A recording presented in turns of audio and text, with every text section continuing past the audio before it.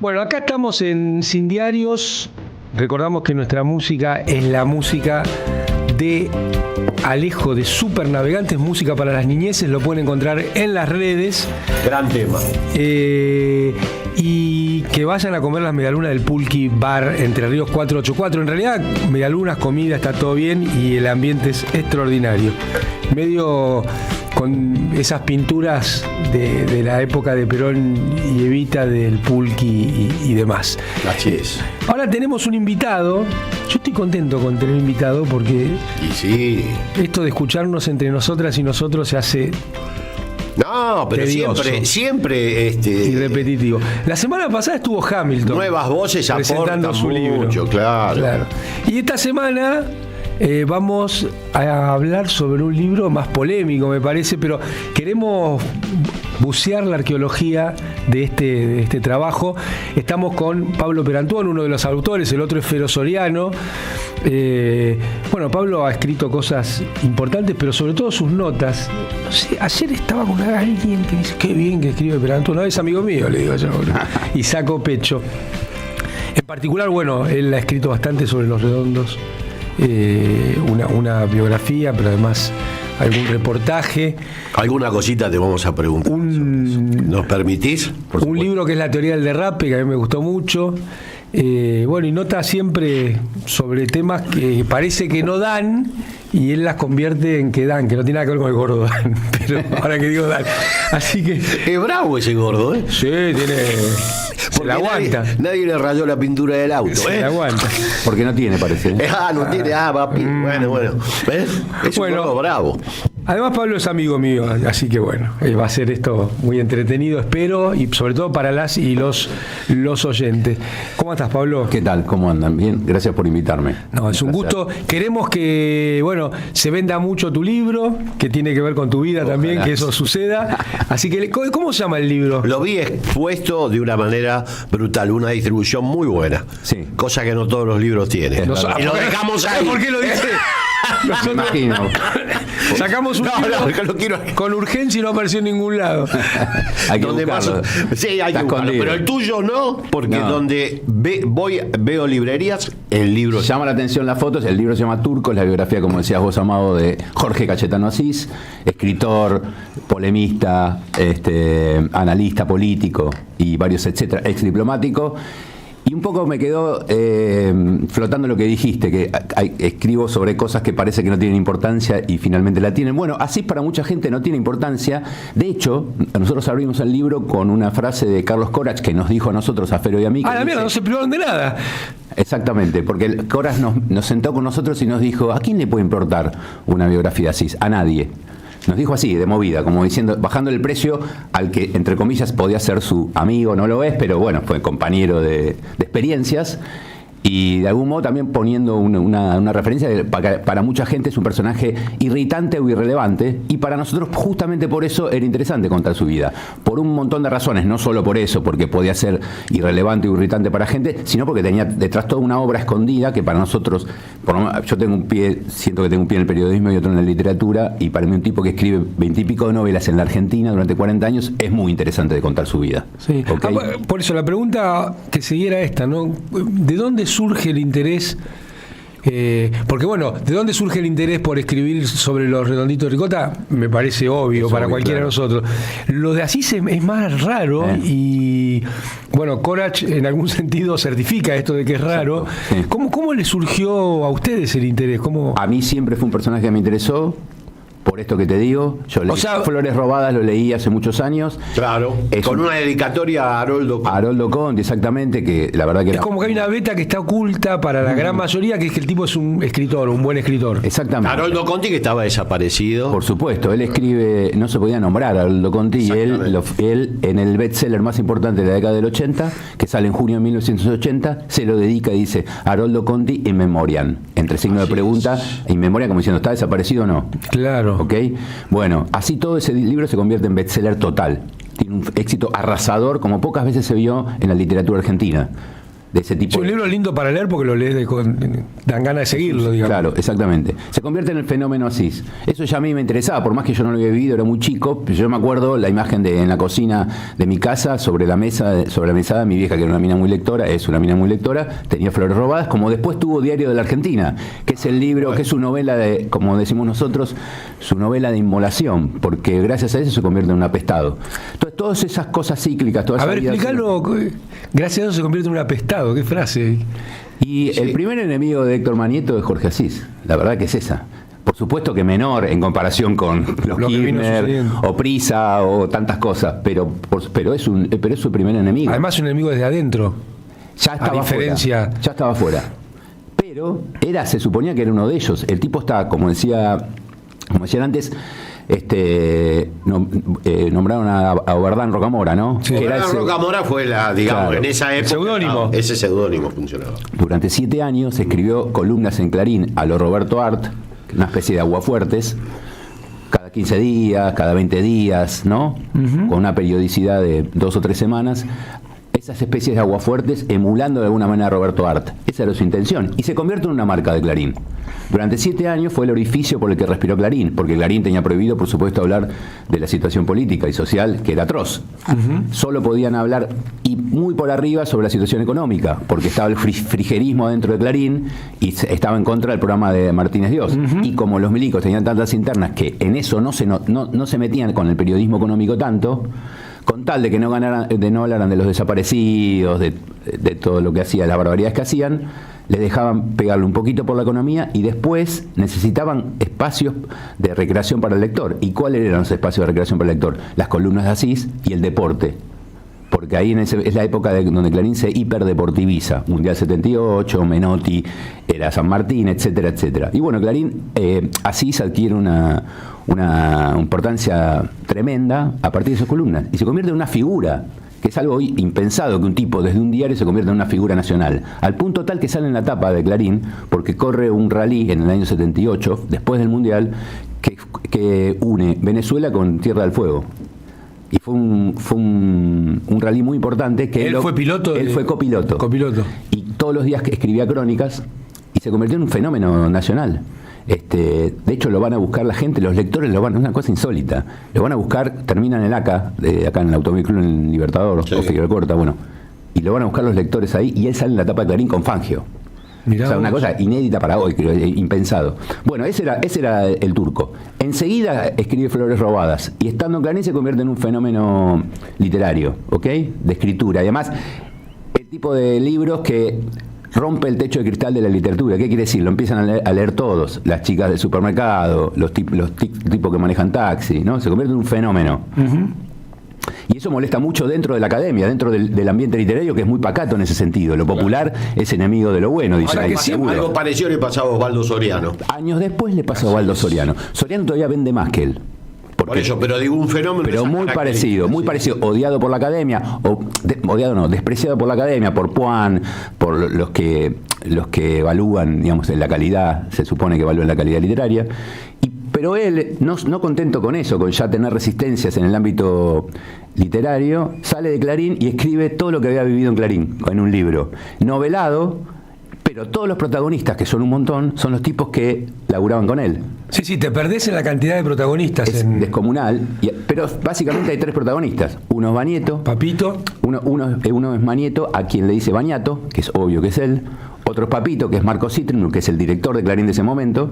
Otro personaje mitológico. Querible, más querible. Un personaje también legendario. Y el tercer personaje es él, que se llama Bartolomé Rivarola, ¿ok? Que es el turco.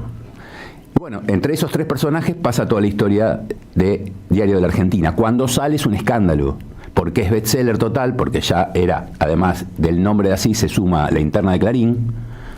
Y además en este momento se estaba empezando la pelea Manieto contra Citrinblum para quedarse con el poder del diario. El diario no era un multimedio, sino que era solo un diario, pero vendía 1 millón de ejemplares. Así que imagínate el poder, el poder de fuego que tenía. De ahí en esa redacción transitaron todas las tradiciones políticas. Todas. No se unificó como ahora, donde toda la diversidad fue. No. Absolutamente. Así es. En el año 82 empieza a haber de nuevo, empieza a funcionar la comisión interna, empieza a haber asambleas, y ahí ves todo, porque había gente del peronismo, de la izquierda, del MID, intransigentes, de todo, radicales, era de todo. Y bueno, él después de Malvinas se va de Clarín y al año y medio ahora hay de todo escribe. Pero no en términos políticos. Bueno, y cuando sale ese libro es un escándalo. ¿Qué año fue? En el año 84. Y ahí lo prohíben. Ahí Clarín le decía, de algún modo le aplica una especie de omertá. Lo cancela, dirían ahora. Cancela. Clemente cancela. Sí. Por completo. Entonces, desaparece del radar de todos los medios, porque en complicidad con Clarín, La Nación, la prensa, digamos, los formadores de opinión, los medios que en ese momento eran los que dominaban, también lo cancelan y desaparece de todos lados, no le hacen notas. Solamente Crónica, el diario Crónica le hacía notas. Claro.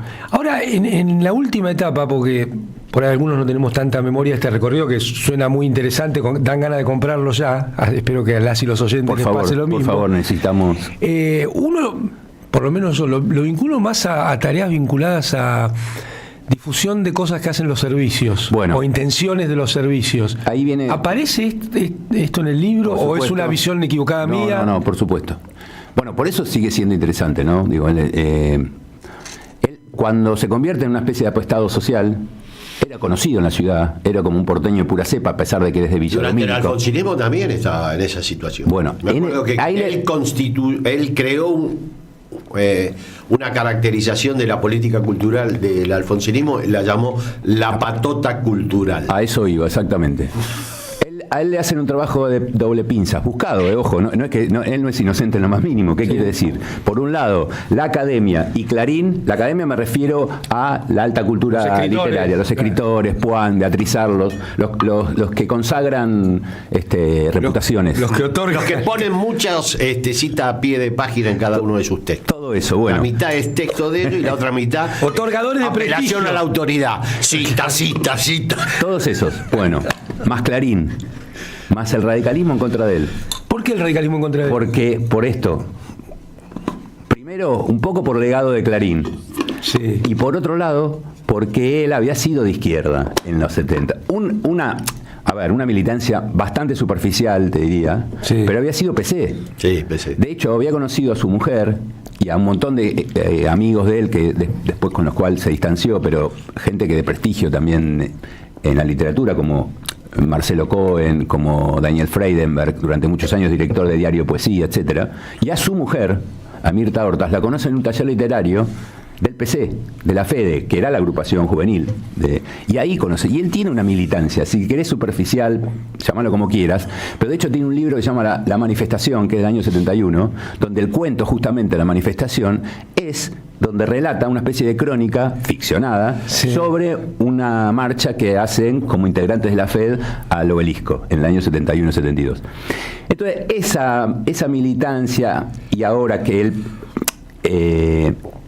cuando queda en ese lugar como boyando, después de que él apoya a Luder, y cuando pierde y gana Alfonsín, él queda como en un lugar boyando, un poco incómodo, y él enseguida dice, no, bueno, asume posiciones más de izquierda. Entonces, el alfonsinismo lo empieza a criticar, porque le dice, ¿por qué no? Pero apoyanos a nosotros, que somos la socialdemocracia, somos lo nuevo, qué sé yo. Sí, bueno. Y en realidad, bueno, por supuesto, hoy, 30 años, 30 años después sabemos lo que significa eso. Y esto de la patota cultural que vos decís, es tal cual, porque eso en me realidad... lo dijo el Turco, me lo encontré en Villa Crespo cruzando no sé qué calle, Corriente seguro, y me dijo, y yo le digo, Turco, ¿y esto qué? Por el tema del alfonsinismo, es la patota cultural. Exactamente. Muy bien caracterizado. Muy bien caracterizado. Bueno, porque él es un gran eslogan. Sí, a mí me zampó Artemiópolis. Gracias, Turco. Nunca bueno, a mí no voy a decir lo que me hace, porque no me hace ninguna gracia. No, creo que es menos gracioso. Claro. Es menos gracioso, ¿verdad? Pero bueno, entonces también empieza a ser resistido por la patota cultural, digamos, por todos los representantes de la cultura alfonsinista. Entonces lo empiezan a dejar de lado. Y como, de algún modo, como consecuencia de eso, se queda un poco con los pocos, con la resistencia, con los que no tienen, con los desarrapados culturales. Claro. ¿Dónde se juntaban? En el Florida Garden. Bueno, tan desarrapados no eran, ¿eh? Sí, no estamos hablando claro. que se juntaba. Una marginalidad suntuosa. Sí, ponele. Haciendo de Asís. Sí. Y bueno, pero él decían que llegaba y pedía agua de pobre. Mirá. Que era agua de la canilla, porque realmente se había quedado sin guita. ¿Sí? Durante varios años que estuvo sin laburo, se comió los ahorros del retiro voluntario que se llevó de Clarín y de la plata que había ahorrado, que no era mucha, y de los derechos de autor de Flores Robadas, que tampoco, aunque venda 200.000 ejemplares, un escritor no puede vivir muchos años de eso. Entonces, queda como en esa especie de insularidad y abrazado a todos esos que eran, ¿no? Se convierte Florida Garden como era como Portugal durante la Segunda Guerra, ¿viste? Llegaban los desplazados, los que estaban de paso, en un territorio, si se quiere, de paz, pero en el medio de un conflicto. Claro. Y en el Florida Garden que se empieza a ser amigo de toda esta especie, de sátrapas ilustrados, por decirlo de algún modo, que son la gente de ámbito financiero, que son algunos servicios, el Tata Joffre, toda esa gente. Guillermo Cherasny. Por supuesto, Guillermo Cherasny. También viene de la izquierda, ¿sabías, no? Claro. Las juntadas de estudiantes, creo que era estudiante de Derecho. El grito era que hable Guillermito. Y Guillermo hacía análisis de marxista-leninista de pura cepa. Mirá vos. Así es. Bueno. Hoy hincha de Racing. Y le digo, ¿por qué no vas a la cancha? Dice, no, la verdad que no tengo ropa para ir a la cancha. Qué buena respuesta, ¿no? Insólito. Por abajo o por arriba. Claro. Bueno, y ahí en el Florida Garden es que de algún modo empieza a juntarse y a mimetizarse con toda esta runfla. Y empieza a convertirse en este lugar. Porque además a él le interesan esos personajes que también son turbios, esos personajes que son medio doble agentes, todo eso. Y ahí escribe también un libro. Él había escrito ya La Manifestación, recordemos, había escrito Los Reventados, que es un gran libro, su primer buen libro, donde la crítica de algún modo lo bendice. Escribe Flores Robadas, escribe Diario de la Argentina, y después escribe un gran libro que se llama, que para mí es uno de sus puntos cúlmines, se llama Diario del Acostado, Cuaderno del Acostado, por eso yo le digo la época del acostado, Cuaderno del Acostado, donde cuenta todo este padecimiento social, toda esta situación de... ¿Novela su propia vida? Sí, su propio periodo acostado, su propio periodo de cancelado, de que le dan vuelta la cara, de que ya no le mandan libros, ya no le invitan a presentaciones de libros, o sea, lo empiezan a cancelar y siente que se cerró él mismo un montón de puertas. ¿Sí? Qué bárbaro, ¿no? Porque a otro nivel uno podría pensar acá por un oyente que es como una especie de Vargas Llosa local. Bueno, mira, es interesante. Con él se puede hacer varias analogías. Yo también a veces digo que es como una especie de, no sé si todo el mundo vio la serie Mad Men, pero es como una especie de Don Draper. Don Draper era el protagonista principal de la serie Mad Men, que era el director creativo de una agencia de publicidad de Nueva York en la década del 60. ¿Ok? Y es un tipo... un galán icónico de Hollywood. No tiene muchos años la serie. Él, de algún modo, tiene puntos de contacto con Draper en este sentido. Además de que es un tipo apuesto, de que es un tipo mujeriego, tiene un pasado un poco oscuro. Recordemos que Asís no se llama Asís, se llama Saín. Y él cambia el apellido, porque se llevaba muy mal con su padre, al punto tal, o no tiene un pésimo recuerdo del padre, el padre los deja cuando él tiene 15 años. ¿Ok? Y los abandona para siempre y nunca más les pasa plata. Entonces él, de algún modo, por supuesto, empieza a tener una inquina bastante importante con su padre, al punto tal que cuando sale a la vida literaria o a la vida pública se cambia el apellido y se pone el apellido de su madre, ¿no? Y por otro lado, otro punto de contacto con Draper, y acá termino, es que él viene de un lugar de la periferia, como es Villa Domínico, y triunfa, si querés, en el corazón de la ciudad, o mejor dicho, en una gran ciudad. Recordemos, bueno, Artemio, vos por ahí, no sé, pero digo, la Buenos Aires de comienzo de los 70 y principios de los 60 era realmente una colmena palpitante de gente, de estímulos. Y un centro global, no solo... Un centro latinoamericano por lejos, era la gran ciudad latinoamericana. Otra de las cosas que liquidó la dictadura. Por supuesto. Bueno, ahí tenés otro patrimonio, por supuesto, destruido, más allá de las posiciones que cada uno asumió. Esa atmósfera enrarecida, esa depresión de la atmósfera social y cultural está en el libro, nosotros lo contamos. Porque el miedo que a todos ellos les agarra y se quedan todos encerrados, porque o iban a ser chupados, o los iban a cagar a palos, o le iban a pasar mal. Todos se quedan encerrados. Y después están, por supuesto, a los que persiguen y realmente secuestran, como Haroldo Conti, que era muy amigo de él, en serio. Él había estado 3 días antes con Haroldo. Y él le había dicho, Haroldo, cuídate, y Haroldo le dice una frase que ahí te das cuenta un poco también de la mentalidad de la época. Haroldo le dice, bueno, pero quién sabe, si ganamos en Tucumán, tal vez se puede dar vuelta a esto. Vos fijate, ¿no? Parece acordar hoy algunos análisis. Sí. Pero bueno, en otro marco, ¿no? ¿Cómo es la experiencia de escribir un libro entre dos? Un libro que habrá tenido un trabajo de investigación, pero también tiene un trabajo de elaboración. Por supuesto. Tuvimos 3 años casi haciendo entrevistas y entrevistamos a más. ¿3 años de entrevistas? Sí, casi 3 años de entrevistas. ¿Y qué a más de 90 personas. Te digo, el otro día le decía a un amigo, jodiendo, el background del libro ya es otro libro, porque tenemos experiencia. Porque deben tener anécdotas sobre las entrevistas. Por supuesto. Además vimos Corach. Vimos al Tata Joffre, vimos a la ex mujer, vimos gente que ya está del otro lado del umbral de la vida casi, y todavía queda.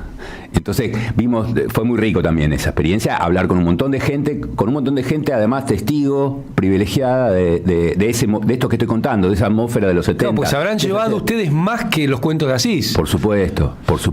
Bueno, establecimos un vínculo con Marco Citrin, que fue el gran director de Clarín de los 70 y los 80, que todavía está vivo y está bastante recluido el tipo, desapareció casi de la escena pública.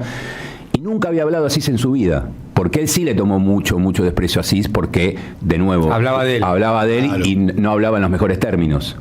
Entonces, pero bueno, lo convencimos para hablar y nos hicimos igual así, viste, es el personaje de Papito, es una porquería, pero es entrañable en la novela. Por supuesto, es un personaje es un personaje de novela, es un personaje casi de ficción. De hecho, él, la defensa que él un poco, entre comillas, ingenua, a propósito, por supuesto, dice, no, eran todos personajes tan literarios que yo no podía no escribirlo. ¿Eso dijo Asís? Eso dice. ¿También lo entrevistaron así? Lo entrevistamos a Asís, lo entrevistamos a regañadientes porque a él no le gusta hablar de su pasado, me parece que por varias razones. Primero porque es como que no quiere repasar cosas que él sabe, que fue un personaje con claroscuro, como casi todos en la vida, sí, pero claro. Y él por ahí siente que es oscuros claros. Es probable, y además nosotros también queríamos contar cosas de su vida privada, nada escandaloso, pero queríamos contar quiénes son sus hijos, quién era su exmujer, etcétera, que él siempre lo mantuvo bastante oculto. Y bueno, efectivamente lo contamos. Hablamos con todos sus hijos, con su exmujer, qué sé yo. Y no hay nada vergonzante, simplemente es revelar quiénes son, etcétera, etcétera, cómo era el vínculo entre ellos, por qué se pelearon o no, etcétera, etcétera. Todo eso le molestaba muchísimo. Sabemos que le molestaba muchísimo. ¿Y esto de la tarea entre dos? Y después, hacer la investigación de a dos es buenísimo. Es lo mejor que te puede pasar porque, uno a veces empuja a uno y a veces empuja al otro. Entonces, ir a ver gente de a dos está bueno. Te vas complementando. Debo aclarar que Fernando es muy amigo mío. Somos amigos hace muchos años, fuimos compañeros. Hablando del coautor Fero Soriano. Sí, de Fero Soriano. Entonces, está bueno, se laburar con un amigo, está bueno, etcétera. Y después la escritura, lo que decidimos es, bueno, mira, empieza uno, que en este caso fui yo, y de algún modo, en muchas comillas esto, creé una especie de dispositivo literal, una manera de contar algo que empecé a contarlo yo con un tono, con un ritmo, con una velocidad, con un tiempo verbal, y se lo mostré y le digo, yo avanzo, si te gusta, le doy para adelante, y después vos te montás sobre eso. Uh-huh. Y fue tal cual. Y funcionó. Y funcionó perfecto, y hasta ahora nadie de los que lo leyeron, no sé si fueron muchos.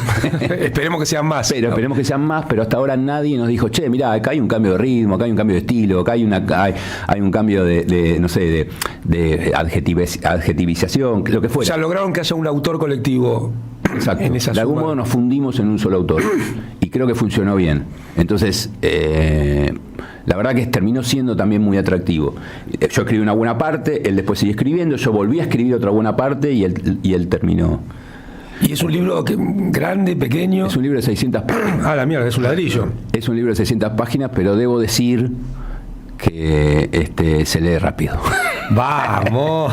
Escúchame, ¿por qué le dirías a alguien que tiene que leer este libro? Porque si quiere conocer la historia argentina de los últimos 50 años, buena parte de la historia argentina y social y cultural está ahí. todos los vaivenes sociales, todos los vaivenes políticos. Hay mucho contexto en el libro, porque para nosotros era muy importante hacerlo, no por antojo, no para de algún modo dosar información y abrumar al lector, sino porque tenía mucho que ver, porque los cambios que le sucedían al turco tenían que ver con los cambios que ocurrían, con los cambios sociales en el país. Porque vos no podés contar que él era un apestado sin contar lo que era la patota cultural. Claro. Vos no podés contar que él se convierte en un cronista estrella sin contar que la dictadura intervenía la tapa de Clarín. O sea, para el que, a ver si te interpreto, para el que le resulta una porquería la figura, vos le dirías, che, guarda que hay algo más que es la historia argentina. Totalmente, sí. Así es. Sí. Y entonces otra pregunta. Decime. ¿Vos dirías que Asís es una excusa para escribir, estoy pensando en los autores, sobre la historia argentina, o que la historia argentina ha sido una suerte de telón de fondo para pintar al personaje? Y haciendo psicoanálisis en alpargatas, uno puede decir que uno escribe para contar lo que vivió, lo que le admiró, lo que fascinó y para hablar de uno, si querés. De ninguna manera. Pensando en la biografía de Lou Reed que escribió. Esas biografías escritas para hablar de uno mismo, ¿viste? Sí, de ninguna manera hablamos de nosotros, por supuesto que no. Es un libro, es una biografía convencional, una biografía clásica, ¿no? Por supuesto. Pero quiero decir, las cosas que a nosotros nos fascinaron, todo aquello que nosotros hacemos en la biografía así, porque así ya era un personaje que nos atraía. Sí. Entonces ya es atractivo él. ¿Por qué? Porque también como nosotros tiene un pie en la literatura y otro pie en el periodismo. Porque es un personaje bien porteño, bien de Buenos Aires del siglo XX, con un pie en el siglo XXI. Porque además él tiene varias transformaciones, ¿no? Él es una especie especie de vampiro, que él va llegando a lugares y vampiriza lugares. Y se llena, se roba o se llena. ¿Y los arruina o no los arruina, pero los abandona, los descarta y se va a otro lugar, ¿ok? Pero también es un tipo que tiene una capacidad de adaptación formidable, porque es un sobreviviente. Una cosa que no dije, que es muy importante en su formación, es que fue 10 años vendedor callejero y vendía retratos y jabones. No es que vendía, no sé, libros. De algún modo hay un vínculo con lo que hizo después. No, vendía retratos y jabones por las calles del sur de la provincia de Buenos Aires. ¿Entendés? Por Lanús, por los barrios más desangelados, y el tipo pateó todo eso durante 10 años. Y de ahí sacó un montón, sacó imágenes, sacó atmósfera, sacó lenguaje incluso, sacó biotipos. Y sacó mucho verso. Un talento. Pero te hago una pregunta quizá Artemio, un poco. dispare. Para mí hubo un proceso de desacomodación de su visión, no solamente en términos literarios, quizá el menos, sino en términos políticos, con la aparición del kirchnerismo. Yo creo que él se descoloca y no sabe cómo entrarle a una problemática bien compleja como la aparición de Néstor y Cristina en una historia bastante lineal en ese sentido, digamos, desde la caída de Perón hasta el 2003. Si haces una mirada, es un horizonte más o menos homogéneo, a pesar de las especificidades de cada etapa. ¿Qué opinas de eso vos? ¿Qué es lo que pudiste recabar? ¿Qué dice él? No sé. Estoy de acuerdo. Mira, él es un tipo que viene de un hogar profundamente antiperonista. El viejo celebra los bombardeos del 55. ¿Y sabés lo que sale a gritar en la calle? ¡Viva la libertad! Carajo. Carajo no, porque por ahí todavía no estaba de moda esa palabra, pero viva la libertad. Bueno, él viene de ahí, de un tipo, vos fíjate, esa especie de desplazamiento. Digo, él viene de un hogar antiperonista en un barrio profundamente peronista como era Villa Domínico. Y el viejo, otro provocador, sale a gritar eso en calzoncillos después de los bombardeos. Claro. Lo que le vale el repudio de todo el barrio. Bueno, ese es el padre también, un transgresor. Y él mama esa transgresión. A diferencia del padre, él experimenta, primero es PC, y después él va a buscar a Perón Ezeiza. Claro. Él va a buscar a Perón Ezeiza. Pero como es él antes de ser peronista, comunista, lo que fuera, es él, siempre es él. Entonces, él cuando va a buscar a Ezeiza Perón, que marcha, él vuelve y escribe un libro que se llama Los Reventados, que no es de ninguna manera una crónica épica sobre ir a buscar a Perón, el sentimiento, pero no. Como es él, es un libro lleno de una especie de costumbrismo cínico, donde él lo que cuenta es la vida de los que venden pósters con la imagen de Perón y de Evita, que se tienen que meter los pósters en el culo, entre otras muchas cosas, porque hubo represión, porque llovió, por varias razones. Entonces los tipos, el negocio que ha venido a hacer con el regreso de Perón, no lo pudieron hacer. Ese es Asís. ¿Entendés? Claro. Ese es así. Bueno, es un tipo que en algún sentido desparrama. Ahora sigo a Artemio. Sí, desparrama un cinismo que yo creo que es casi lo peor, porque lo desparrama en forma florida, que yo, algunos dicen, uy, qué lindo, qué interesante. Bueno. No es el único personaje con el que pasa esto, pero creo que hay un daño social, si querés. Estoy de acuerdo en su discurso. Estoy de acuerdo, y fue así hasta hace unos años. Ahora el tipo me parece que se moderó. Pero con respecto a lo que Se decía... moderó, comparto absolutamente. O sea, es una recuperación tardía de lo que en un momento fue... Con respecto a lo que decís del kirchnerismo, estoy totalmente de acuerdo. Él, a los 15 minutos que Néstor Kirchner es presidente, se convierte en el más acérrimo opositor. Sí. Y en septiembre del 2003 empieza a escribir en su blog: Kirchner tiene el boleto picado. Sí, me acuerdo. Kirchner tiene el boleto picado. Después la sube descargada. Imagínense que lo escribe durante años y años y años y años. Exacto. Hasta que él mismo, no solo eso, esa posición acérrima, por supuesto que le vale ser una especie de referente de la derecha, por supuesto. Y su blog se convierte tiene muchas visitas. Sí, muchas visitas en el Círculo Rojo y en el establishment. Claro. Entonces, él, con su pasado menemista, con su pasado embajador y ahora como especie de referente anti-kirchnerista, empieza a ser una especie de referente del establishment. Empieza a ir a cócteles, qué sé yo. Él un poco se enfiesta en ese lugar, con sus amigos, además, los Tata Joffres, etcétera, etcétera. Ramón Puerta, toda esa gente también de mucha guita. Y lo que le sucede es que viene Sudamericana y le dice, vamos a editar tus blogs, los posteos de tus blogs, y él empieza a publicar libros que se llaman El descacaramiento del sistema de recaudación, que es obviamente un eufemismo para decir cómo estos tipos afanan. Todo así, publica 3 libros y vuelve a ser, entre comillas, bestseller, con los posteos, con la reunión de los posteos de su blog, nada más. Hasta que en un momento, sobre todo como le pasó creo que a bastante gente o a algunos, la muerte de Néstor lo marca.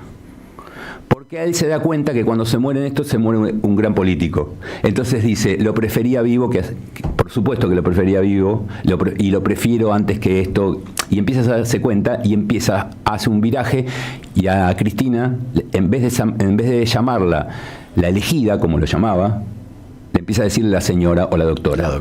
¿Ok? Entonces ahí empieza a haber un viraje. Y con el macrismo es el otro viraje total, porque él, entre comillas, apoya a Macri hasta los 15 minutos que asume Macri. Cuando asume Macri se vuelve antimacrista. Le picaron el boleto. Le pica el boleto. Que es también el negocio de él, de nuevo. Claro, a él también le picaron el boleto. Es el negocio de él, es ser oposición. Claro. Es ser oposición siempre. Entonces, bueno, esa también ambigüedad o esas oscilaciones, por supuesto que hoy, con el público, con las redes sociales que por supuesto que se lo facturan. Vos lo lees a él, las respuestas de la gente en su tweet, ¿no? Y es todo, dale, si dijiste que ganaba Scioli, dale. Y por supuesto que le recuerdan todos sus errores. Claro. Es así, no se lo perdonan. Claro. Y bueno, está bien, qué sé yo. Pero es parte de su negocio, Pero parece. es parte de su negocio. Escuchame una cosa, Pablo. Sí. Fascinante, pone acá una oyente. El libro se llama Asís. Turco se ¿El llama. Turco o Turco? Se llama Turco, solo. Vida, Obra y Secretos de Jorge Cachetano Asís. Se consigue en todas las librerías. Artemio certifica que tiene una gran distribución. Sí, muy buena distribución, y yo creo que va a ser un éxito. Y Bueno, quedan gracias, muchas ganas de escucharlo. Se nos fue, pero Se nos fue el acaso es programa invitado, volando, porque pero bueno. me gustaría también hablar sobre tus lecturas, pero hoy nos vas a dejar una canción para cerrar esto. Sí. ¿Y por qué? La canción se llama The Card Cheat, que es un tema bastante escondido, para mí que es uno de los grandes discos de la historia, que se llama London Calling de The Clash. Gran disco. Gran disco doble, apareció en 1979, para mí es el gran disco de The Clash y el gran disco del post-punk mundial, y para mí este tema reúne de algún modo la tradición, lo mejor de la tradición inglesa. ¿Qué quiere decir? Podría ser tranquilamente un tema de Paul McCartney, por ejemplo, quiero decir, pero arriba de ello toda la oscuridad del punk. Ok, bueno, vamos con él.